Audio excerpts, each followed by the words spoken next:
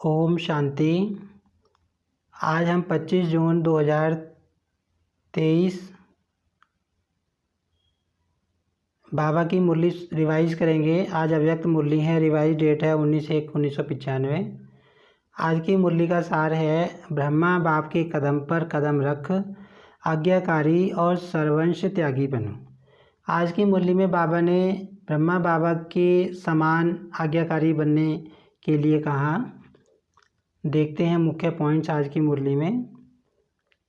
आज बाबा ने कहा कि अगर बच्चे बाबा के दिल के नज़दीक हैं, दिल से नज़दीक हैं, तो भले कितनी भी दूर हैं फिर भी बाबा के समीप हैं।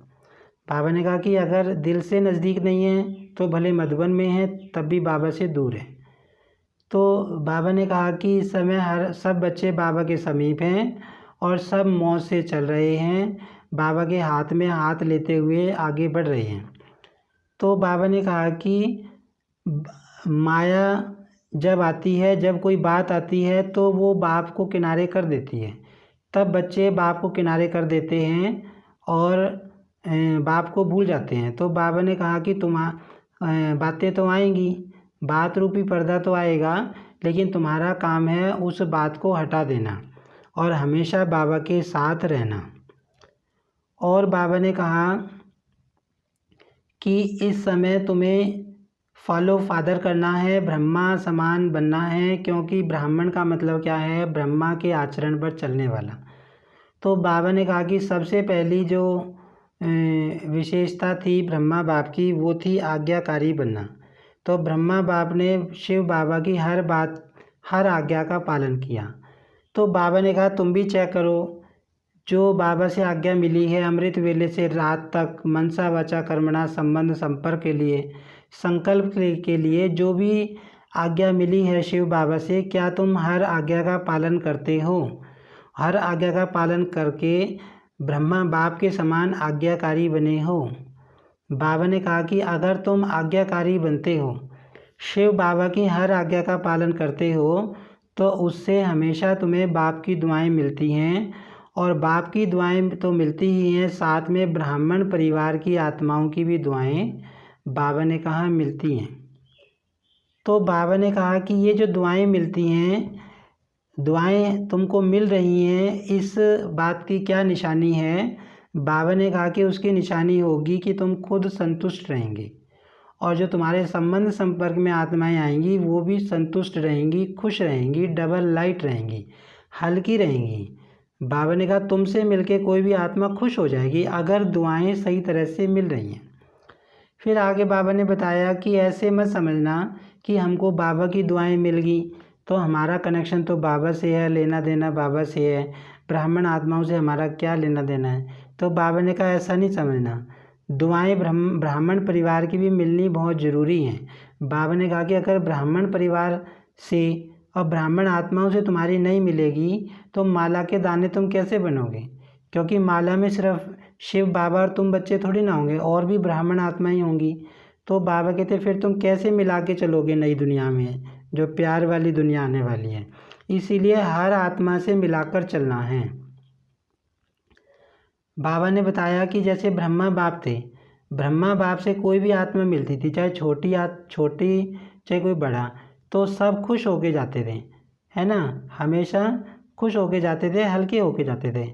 ऐसे ही बाबा कहते कि तुमको भी अगर दुआएं मिल रही हैं तो इसका मतलब क्या होना चाहिए कि तुमसे भी कोई आत्मा मिले तो वो खुश होकर जाए, संतुष्ट रहे, तुमसे भी संतुष्ट रहे, माना तुम भी डबल लाइट और वो भी डबल लाइट हो जाए। बाबा ने कहा कि जब ब्राह्मण परिवार की और बाप की दुआएं मिलेगी तभी तुम नई दुनिया में जो राज्य आने वाला है उसके पात्र बन पाओगे। अगर ब्राह्मण आत्माओं की दुआएं नहीं मिलेंगी तो बाबा कहते तुम राज्य के पात्र कैसे बनोगे, राज्य भाग्य कैसे मिलेगा? फिर आगे बाबा ने बताया कि अभी जितने भी तुम कारण करते हो तुम्हें निवारण स्वरूप बनना है। कोई भी कारण तुम्हारे डिक्शनरी में होना नहीं चाहिए कि बाबा ये कारण हो गया, ये कारण हो गया, निवारण स्वरूप बनना है। बाबा ने कहा कि अगर इस समय तुम्हारे कारण निवारण में नहीं बदले तो फिर जो नई दुनिया निवारण वाली आने वाली है, क्योंकि नई दुनिया में तो कोई कारण नाम का शब्द होगा नहीं। बाबा कहते वहाँ तो राज दरबार भी लगेगी तो उसमें भी मंत्री ये थोड़ा ना कहेंगे कि महाराज ये कारण हो गया था इसलिए ये गलती होगी, ये कारण हो गया था। वहाँ तो बाबा कहते राज दरबार में भी सब खुश खैराफत पूछेंगे, सिर्फ आपस में मिलेंगे, मिलन मनाएंगे। इस तरह की राज दरबार नहीं होगी, वहाँ कारण शब्द बिल्कुल नहीं होता। तो बाबा ने कहा जो कारणों की फ़ाइल तुम्हारी बाबा के पास इकट्ठी हैं, वो कारणों की फ़ाइल सब तुम समाप्त कर दो, तुम्हारा कोई भी कारण रहना नहीं चाहिए। और बाबा ने बताया कि तुम्हें साक्षीपन के सिंहासन पर बैठकर निर्णय लेना है, जजमेंट लेनी है ना। कभी भी दूसरे का जज नहीं बनना, अपना जज बनना है, दूसरों को नहीं देखना। फिर बाबा ने एक बहुत अच्छी बात बताई।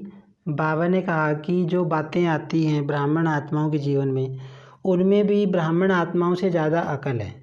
बाबा ने कहा अकल कैसे है कि जो बातें आती हैं वो एक दिन रहेगी, 2 दिन रहेगी, चली जाती है, उसका असर चला जाता है। लेकिन ब्राह्मण बच्चे क्या करते हैं, उस बात को पकड़ कर बैठ जाते हैं और फिर क्या कहते हैं, बाबा 2 दिन हमारे मन में वो बात चली, 4 दिन वो बात चली। तो बाबा कहते कि 2 दिन 4 दिन चली तो कितना नुकसान किया, कमाई तो नहीं हुई ना।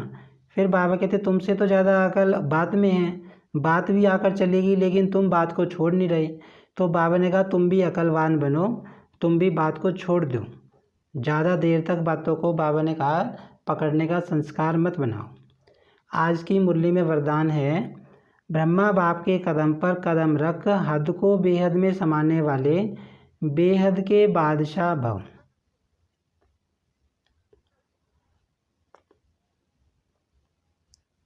फॉलो फादर करना अर्थात मेरे को तेरे में समाना, हद को बेहद में समाना, अभी इस कदम पर कदम रखने की आवश्यकता है। बाबा बता रहे हैं फॉलो फादर करने का मतलब क्या है कि मेरे को तेरे में समाना, मतलब मेरा कुछ भी ना रहे, हद को बेहद में समाना और इस कदम पे कदम रखना जो बाबा ने बताया। सबके संकल्प बोल सेवा की विधि बेहद के अनुभव हो, मतलब हद में ना आए, मेरा सेंटर, मेरी सेवा, ये मेरा एरिया। बाबा कहते बेहद का अनुभव हो। स्व परिवर्तन के लिए हद को सर्ववंश सहित समाप्त करो। जिसको भी देखो व जो भी आपको देखे बेहद के बादशाह का अनुभव हो, है ना। कोई भी देखे तो यूँ लगे ये हद का बादशाह नहीं है, बेहद का बादशाह है। सेवा भी हो, सेंटर्स भी हो, लेकिन हद का नाम निशान ना हो, भाई मेरा मेरा ना हो। बाबा कहते तब विश्व के राज्य का तखत प्राप्त होगा। आज की मुरली में स्लोगन है, अपने ख्यालात आलीशान बना लो तो छोटी छोटी बातों में टाइम वेस्ट नहीं जाएगा। अपने ख्याल ऊंचे बना लो तो छोटी छोटी बातों में टाइम वेस्ट नहीं होगा। आज की मुरली से स्वमान लेंगे, मैं आत्मा बेहद की बादशाह हूँ। ओम शांति।